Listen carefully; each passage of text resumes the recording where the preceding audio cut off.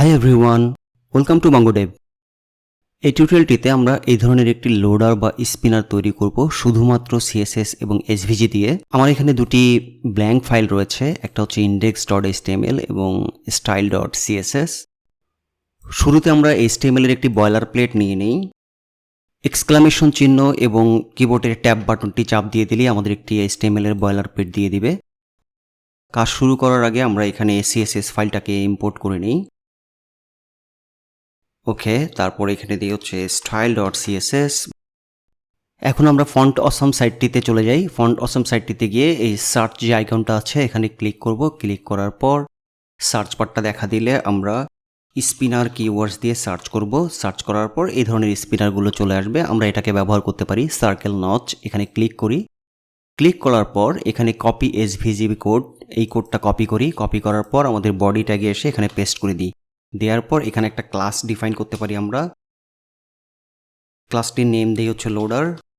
ওকে, alright, দেখি আমাদের কি অবস্থা। তো এখানে অনেক বড় দেখাচ্ছে। এবার আমরা CSS এ আসি। CSS এর এখানে এই ক্লাসটাকে ধরি আমরা ডট লোডার। অলরাইট, তারপর এখানে এসে প্রথমে এটার উইথ এবং হাইট কমাই দিই। উইথ দিয়ে দিই হচ্ছে 50 পিক্সেল আর এটার হাইট করে দিই হচ্ছে 50 পিক্সেল। দিয়ে সেভ করলে আমাদের এটি ছোট হয়ে গেল, ভালো কথা।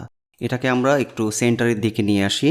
তাহলে সেন্টারের জন্য নিয়ে আসার জন্য আমরা ডিসপ্লে ব্লক দিতে পারি। আমরা ডিসপ্লে ব্লক দিয়ে দিলাম, মার্জিন অটো করে দেই।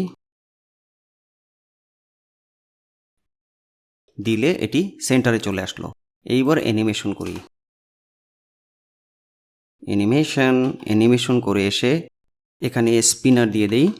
স্পিনার দেওয়ার পর তারপর এখানে দিতে হবে টাইমটা, কত একবার ঘুরতে, এই সার্কেলটা একবার ঘুরতে কত সময় লাগবে। আমি ধরলাম 0.6 সেকেন্ড পর পর এটা ঘুরবে। তারপর লিনিয়ার, এবং এখানে আমাদের বলে দিতে হবে যে কত সময় এটা স্টে করবে। এই যে ঘুরতে থাকবে এটা কত সময়, আমি ধরলাম যে 5 সেকেন্ড পর অটোমেটিক্যালি বন্ধ হয়ে যাবে।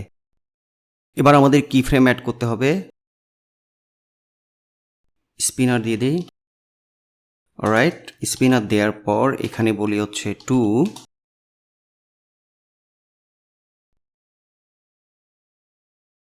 ট্রান্সফর্ম কি, রোটেট, এটা রোটেট করবে 360 ডিগ্রি। অলরাইট, 360 দিয়ে রোটেট করবে। তার মানে হচ্ছে এটা এই স্পিনারটি একবার ঘুরতে লাগবে 0.6 সেকেন্ড, লিনিয়ারলি ঘুরবে এবং 5 সেকেন্ড পর স্টপ হয়ে যাবে। এখন সেভ করে দেখি কি হয়। ঘুরছে না, কেন ঘুরছে না? অ্যানিমেশন স্পিনার, এখানে সেকেন্ড বলে দিতে হবে যে 0.5 সেকেন্ডের মধ্যে সে ঘুরবে। ওকে, এটা ঘুরা শুরু করলো।